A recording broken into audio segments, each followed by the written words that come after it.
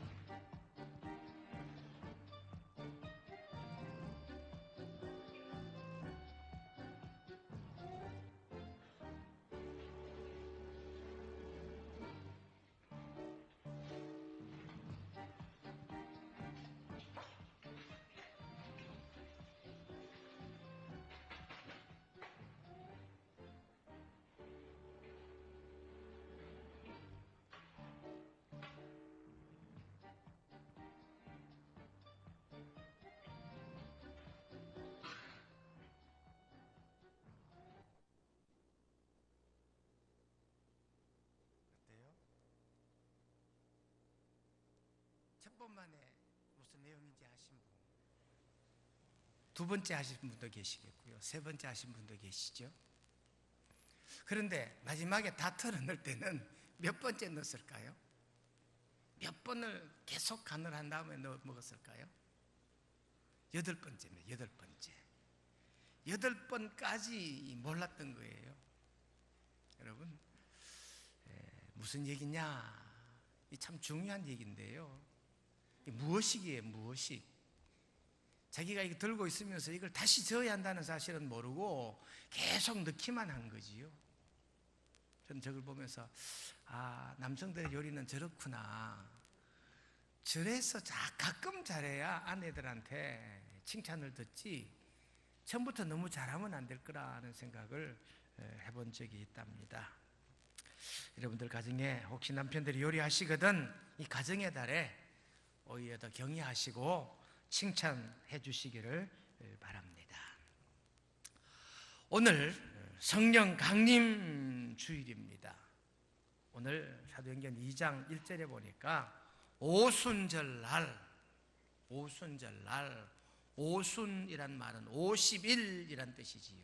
50일째 오순절이 이미 이름에 이랬습니다. 오순절이 시작이 되고 그날 오후나 저녁 시간쯤 됐다는 뜻일 거예요. 성령님이 역사하셨다는 사실이 오늘 사도행전 2장 1절로 4절에 기록이 되어져 있습니다. 우리의 삶에 중요한 동력이 있다면, 우리의 삶에 없어서는 안 될 에너지가 있다면 그것이 곧 성령님이신 줄로 깨닫게 되시기를 주님의 이름으로 축원드립니다. 여러분, 우리가 순결한 깨끗한 짐승을 얘기할 때 흔히 비둘기를 많이 얘기합니다. 비둘기는 평화의 상징이요 순결과 정결의 상징이다. 그러고 보니까 비둘기는 깃털을 가졌지만 더럽혀지지 않는데요. 웬만해서는 이 비둘기가 자기 몸에 오물을 묻히지 않는데요. 그래서 깨끗하게 보인답니다. 그래서 이 조류학자들이요, 비둘기가 왜 저렇게 아주 순백색을 유지하면서도 깨끗한가 알아봤더니 비둘기 깃털에는 그 깃털 몸체에서부터 아주 오물을 잘 씻어내는 그런 어떤 청결한 오일이 나온답니다. 비둘기 털에는. 그러니까 조금만 오물이 묻어도 자체적으로 다 깨끗하게 세척해내는 이런 기능이 청결 오일이 비둘기 날개는 가지고 있었다는 것이지요. 조금만 오물이 묻어도 이 오일이 다 이 오물들을 떨구어내거나 씻어냈다는 뜻입니다. 여러분, 오늘 우리를 향한 성령님의 역사도 이와 같으신 줄로 믿으시기를 바랍니다. 우리가 성령 충만, 성령으로 무장하면 되어 있다면 우리 삶에 어떤 오물이 있고 어떤 허물이 있다 할지라도 깨끗하게 견디어 낼 줄로 믿습니다. 오늘 말씀의 명제 초점은요, 오늘 성경 말씀 가운데 보니까 4절에 성령의 충만함을 받으라 그랬습니다. 성령의 충만함. 여러분, 충만이라는 이 말은요, 헐러 넘친다는 뜻이에요. 헐러 넘친다. 가령 여기 지금 깨끗한 생수가 따뜻한 물이 들어있는데요, 여러분 거기에서 보셨을 때는 얼마가 들어있을 것 같아요? 한 50%가 채워졌을까요? 80%? 90%? 이게 100%를 넘기 전엔 여러분들 아무도 못 맞춰요. 근데 101%만 되면 흘러 넘치기만 하면 다 알아맞추겠지요.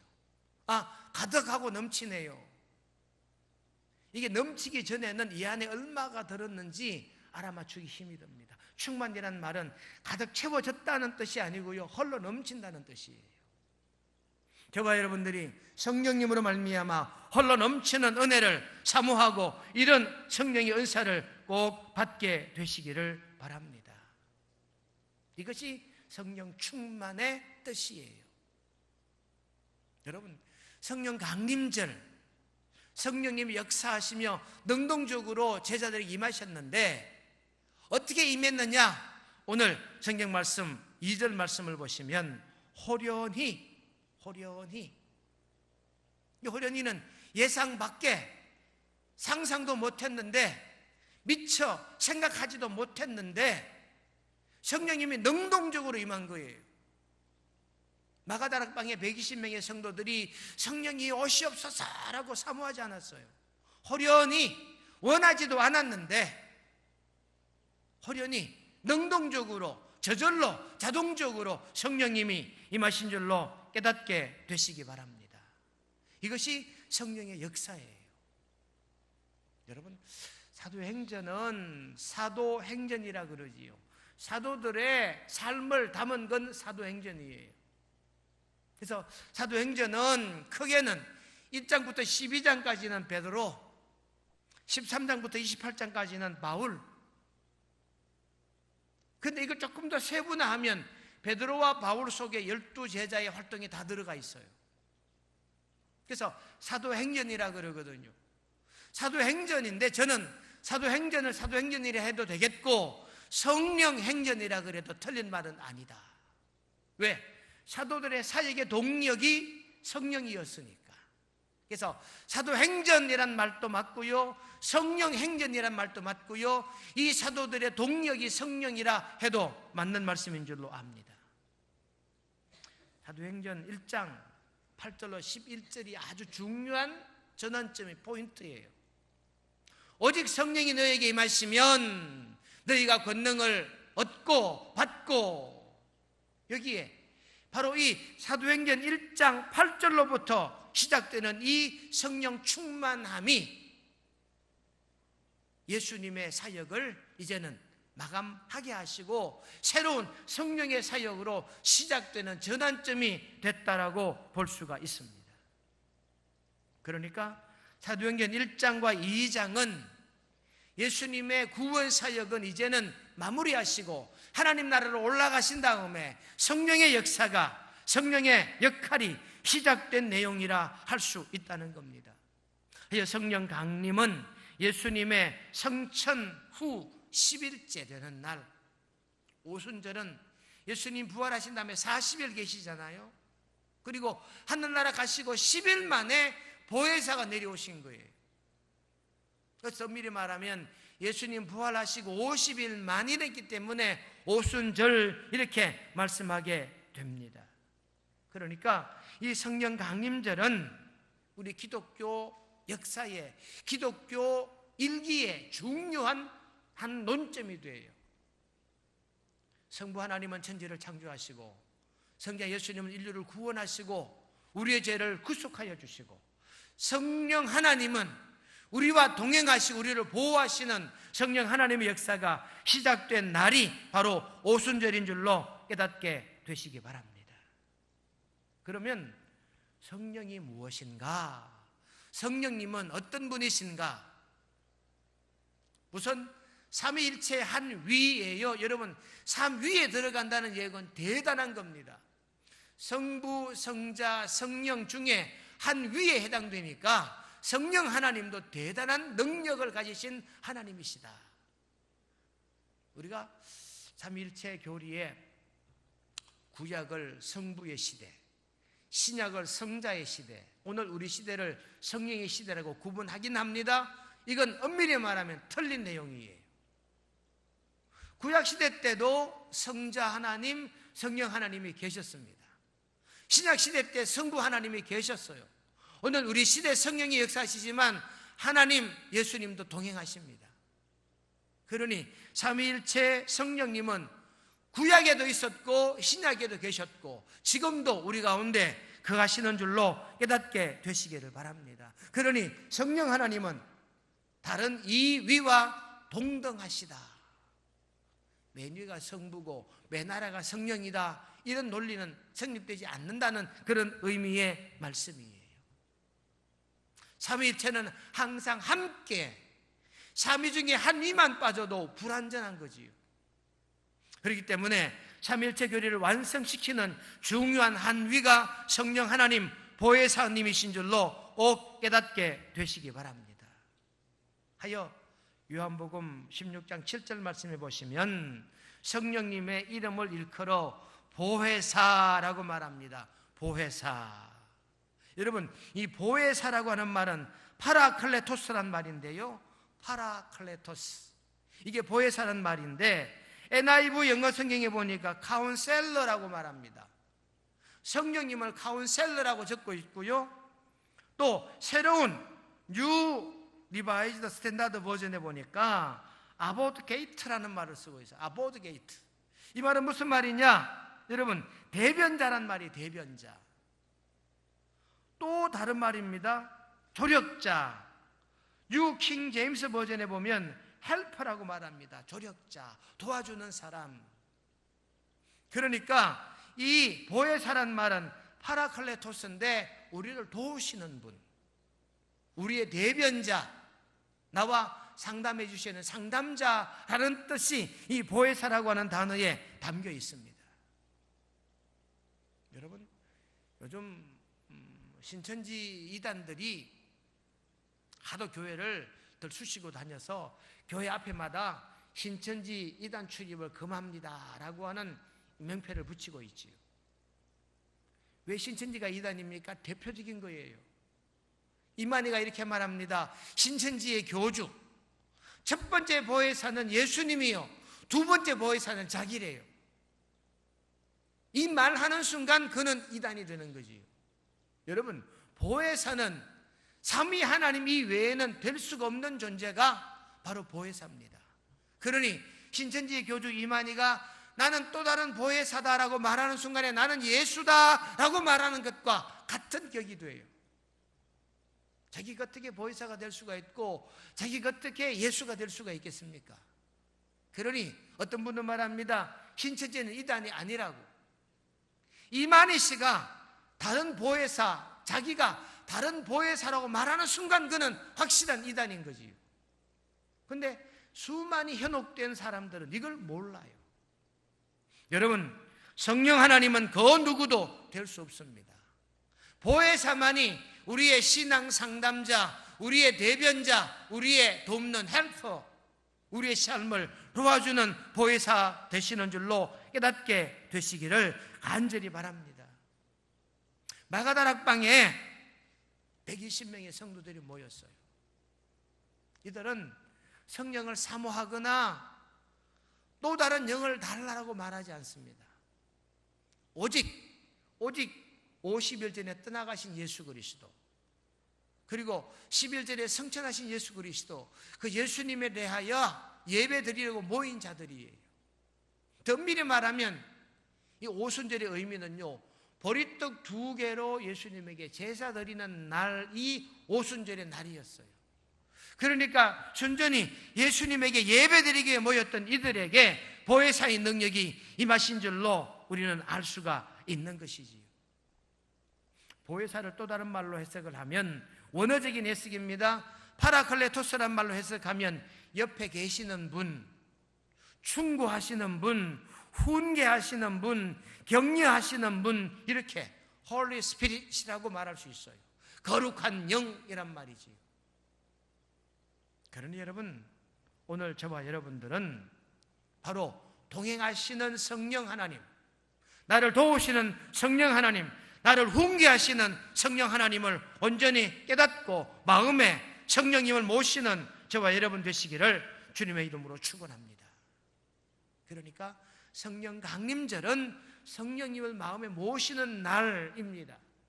이 모셔진 성령님을 더 드러나게 하시는 이 절기가 성령 강림절 되시기를 바랍니다. 하여 필리핀 남부의 플로아노족은 성령님이 이렇게 해석한답니다. 계속해서 내 옆에 서서 같이 가시는 분, 이분을 성령님이라고 그래요. 내 곁에 서서 계속 같이 가시는 분, 마치 그림자처럼 내가 가면 함께 가고 내가 서면 함께 서시는 분이 성령님이시라고 필리핀 남부의 부족들은 그렇게 성령님을 이해하신다는 거지요. 멕시코의 오토미 인디언들은 이렇게 말합니다. 우리 영혼에 따스함을 주시는 분, 누가? 성령님을. 성령님은 우리 영혼에 따뜻함을 주시는 분이라는 거예요. 그러니 여러분, 성령님은 우리 성도와 동행하시는 분이요, 우리 마음에 평안을 주시는 분이요, 우리의 마음을 안정시키시는 분이야말로 성령님이신 줄로 깨닫게 되시기를 바랍니다. 그렇기 때문에 우리 성도들은 성령 충만을 받아야 돼요. 여러분, 우리가 행동을 하려면 에너지가 필요합니다. 밥을 먹고 적당한 수분도 섭취를 하고 적당한 단백질도 있어야 되고 적당한 칼슘도 있어야지 우리가 에너지, 움직이는 동력이 되잖아요. 이건 육신을 움직이는 동력이라고 한다면 저와 여러분들의 영혼을 움직이는 동력은 바로 성령 하나님이 되셔야 되는 줄로 깨닫게 되시기 바랍니다. 하여 성령으로 무장되지 못하면 시험 납니다. 성령으로 무장되지 못하면 쉽게 세속화됩니다. 성령으로 무장되지 못하면 나도 모르게 죄의 노예가 될 수밖에 없어진다는 겁니다. 그렇기 때문에 저와 여러분들은 성령 충만, 성령의 역사심에 내 마음을, 내 삶의 동력을 성령님으로 삼는 이 믿음 꼭 간직하는 성령 강림절 되실 줄로 믿습니다. 오순절이란 말은 펜테코스트라고 쓰더라고요. 펜테코스트. 이 말은 그리스 말로 50을 뜻합니다. 50을 뜻하고요.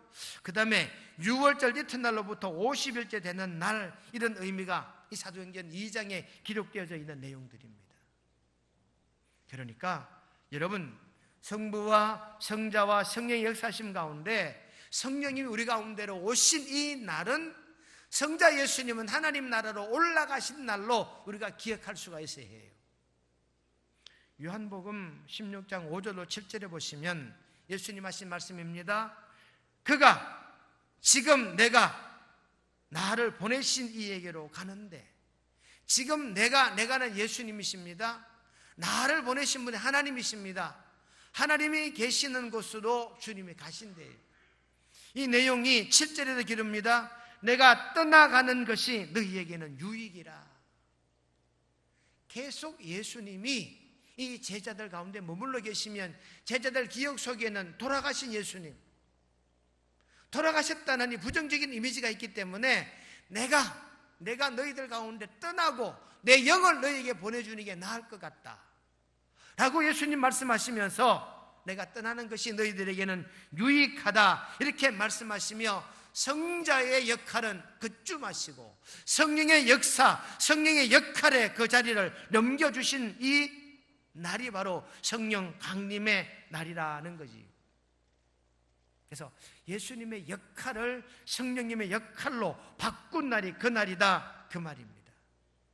그러니 예수님의 사랑에 젖어있던 제자들이 이제는 성령님의 역사에 성령님의 동력으로 살아가는 것이 바로 성령 강림의 의미라 하는 것입니다. 린드만이라는 사람이 있는데, 린드만이라는 사람은요, 미 우주항공국 이 자연과학자였답니다. 린드만 박사가 아폴로 8호 우주선을 아주 주도적으로 연구해서 성공시킨 유명한 자연과학자래요. 근데 이분이요, 이 자연계를 공부하고 연구하다가 이 자연계는 우연히 만들어진 게 아니라는 생각을 하게 됐대요. 그 전까지는 대단히 부정적이었대요. 기독교에 대해서, 하나님에 대해서, 예수님에 대해서 대단히 부정적이었대요, 린드만 박사가. 그랬는데 이 우주선을 달나라로 쏴 올리기 위해서 연구하다 보니까 이 우주는 우연히 만들어진 게 아니다.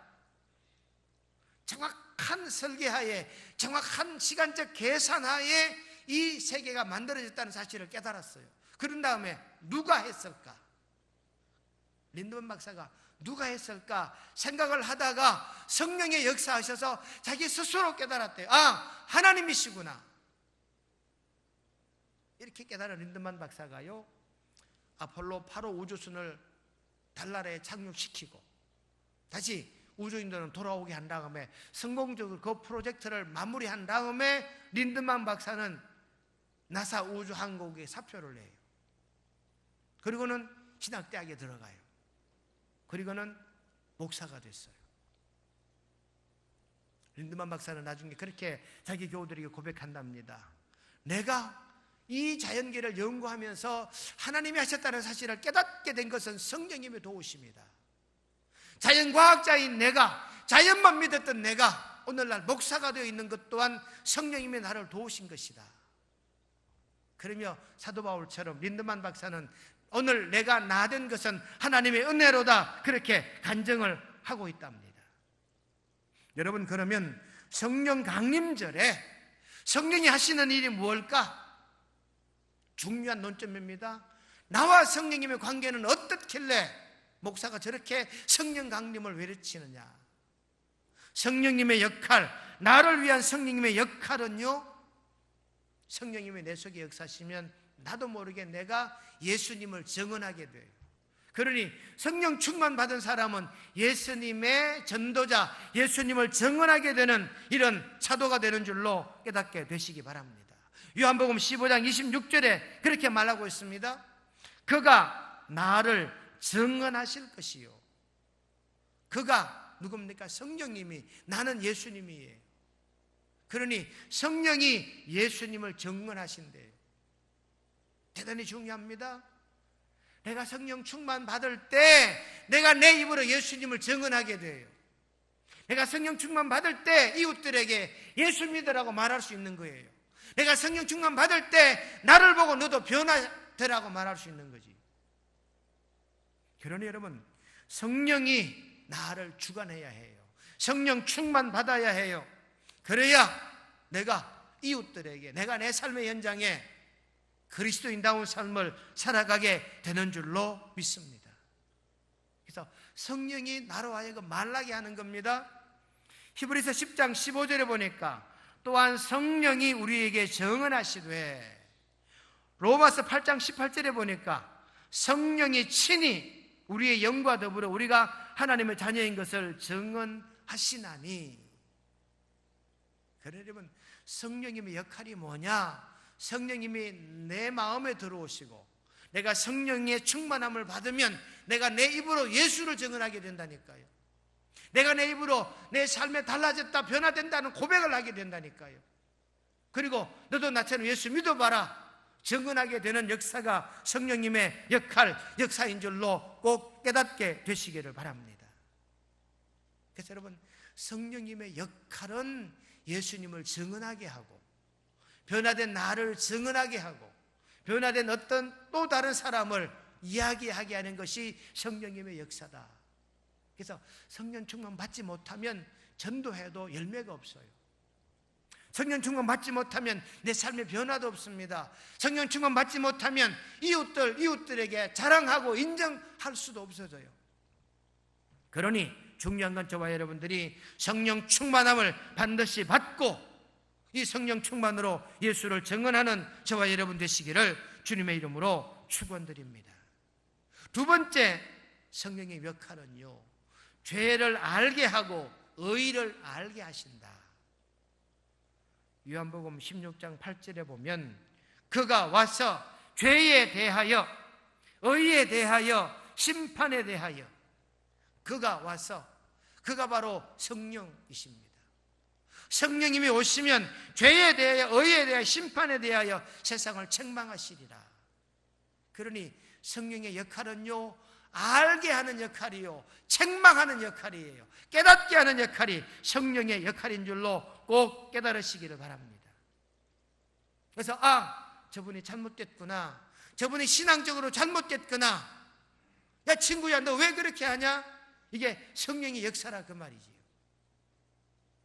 여러분, 죄는 뭐고 의는 뭘까요? 죄는 나쁜 짓 하는 거고 의는 착한 짓 하는 걸까요? 아닙니다. 착하고 그런 것은 문화에 따라 달라요. 오늘날 착함이 과거에는 악함일 수 있었고요, 과거의 악함이 오늘날 선일 수 있어요. 선과 악은 시대와 문화에 따라 달라질 수 있어요. 그런데 성경이 말씀하시는 죄와 의는 예수를 믿느냐 안 믿느냐예요.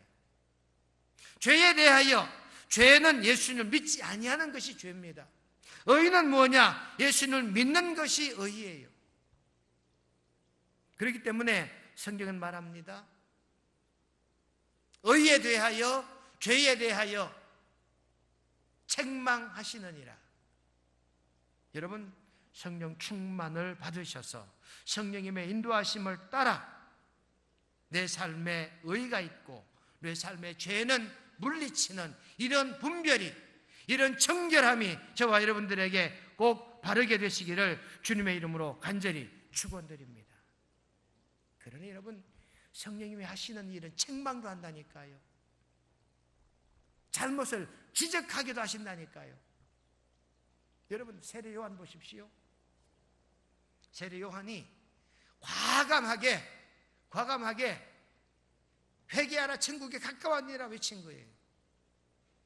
그리고 헤롯에게 잘못했다라고 외칠 수 있었던 것이 세례 요한이에요.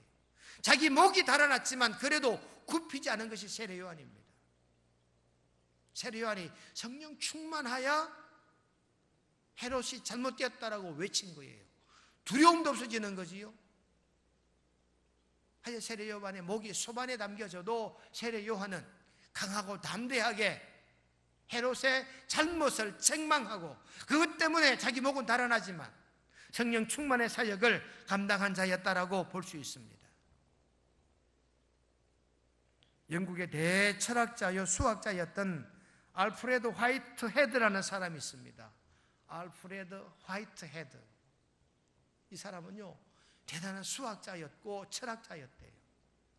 젊었을 적에는 잘 믿었답니다. 그런데 시간이 가면 갈수록 자꾸 신앙에 나태하고 신앙에 어떤 열정이 식어지니까 자기가 장년이 되고 노년이 되는 시점에는 완전히 예수님을 잊어버리고 살아가는 거예요. 그러던 어느 해의 겨울에 자기 집에 많은 눈이 왔대요. 엄청난 폭설이 내렸대요. 문득 자기 집에 눈을 치우려고 나가다 보니까 한 할머니가 그 눈밭에 빠져서 뭐라 중얼거리고 있는 거예요. 눈밭에 빠져서 허우적거리면서 살라 달라라는 거지 무슨 말을 하고 있는데 이 노파가 추위에 그냥 정신없는 소리를 자꾸 하고 있다는 사실을 안 이 화이트헤드가 그 노인 할머니를 구했대요. 구해서 자기 집에 모시고 와서 따뜻한 난로가에 모셔다 놓고 차 한 잔을 대접하시면서 할머니 어디 사세요? 어떻게 해서 이 눈밭에 나오시게 됐나요? 물었더니 이 할머니 말씀이 내가 어디 사는 건 중요하지 않다고, 당신이 나를 구해준 게 중요하다고, 그러면서 고맙다고. 그래서 이 화이트헤드가 뭐 할머니 눈밭에 빠져있을 때 뭐라고 얘기를 했습니까? 그거 나는 이제 하나님 죽사오니 내 영혼을 하나님 거둬주십시오라고 기도했대요. 그 말을 하면서 이 노파가 화이트헤드에게 이보게 노인 양반, 당신도 예수님을 믿으시는가 물었대요. 그랬더니 자기는 안 믿는데요. 그랬더니 이 노파가 하는 말이요, 아니 이 사람아, 어떻게 죽을 날이 가까워 오는데 어떻게 머리가 희끗희끗해 가면서도 아직도 예수님을 안 믿는단 말인가? 그러다가 나처럼 덜컥 죽기라도 하면 어떡하려고 그러느냐고. 이 말을 듣는 이 화이트헤드가 성령의 충만함을 회복해요. 맞다, 나도 죽을 날이 가까워오고 있구나. 그동안 자기 속에 잠자고 있던 성령이 깨어난 거지요. 자기가 성령의 인도하심 받고 다시 정신을 차려 신앙을 회복했다는 간증을 이 화이트헤드라는 사람이 했다라고 말합니다. 여러분, 성령은 우리를 깨닫게 하는 영이십니다. 성령님은 나를 자각하게 하고 뉘우치게 하는 영이십니다. 성령님은 나에게 양심의 가책을 느끼게 하시는 능력이 성령의 능력이셔요. 여러분, 스콜라 철학을 공부해보면요, 스콜라 철학은 양심을 믿는 종교예요. 스콜라 철학은 양심을 연구하고 양심을 깨닫는 철학이 스콜라 철학인데, 나중에 스콜라 철학자들은 양심이 성령님이시로구나 알게 돼요. 그러니 여러분, 저와 여러분들이 내 마음속에 양심이 살아있어야 해요. 이 말은 성령님이 살아있다는 것입니다. 성령님이 살아 역사하심으로 저와 여러분들이 죄가 무엇인지 의가 뭔지 깨닫는 성도들이 되시기를 주님의 이름으로 축원드립니다. 마지막 세 번째, 성령의 역할은 우리를 진리 가운데로 인도하십니다. 요한복음 16장 13절 말씀해 보니까 성령이 오시면 그가 너희를 모든 진리 가운데로 인도하시리니, 요한복음 16장은 성령의 가르침, 성령은 진리 가운데로 인도하신다 했고요, 사도행전 2장 이 모든 내용들은 오순절날 성령이 호련히 능동적으로 원하지도 않았던 120 문도들에게 성령이 임하신 줄로 꼭 깨달으셔서 저와 여러분도 이 성령 강림절에 성령 충만의 은혜를 받는 그런 명성의 권속들이 다 되시기를 주님의 이름으로 축원드립니다. 거룩하신 하나님 아버지, 오순절 날입니다. 성령 강림절입니다. 우리 교인 한 사람 한 사람 마음속에 성령님이 계신지 자기 스스로가 자각하기를 원합니다. 그리하여 성령님에게 내 마음을 내어드리고 성령의 충만함을 받아서 성령님과 동행하여 성령님의 보호하심을 받고 인도하심을 받고 지키심을 받는 성령님으로 말미암아 형통의 삶을 살아가는 명성의 온 권속들 되게 도와주시옵기를 예수님의 이름으로 기도드리옵나이다. 아멘.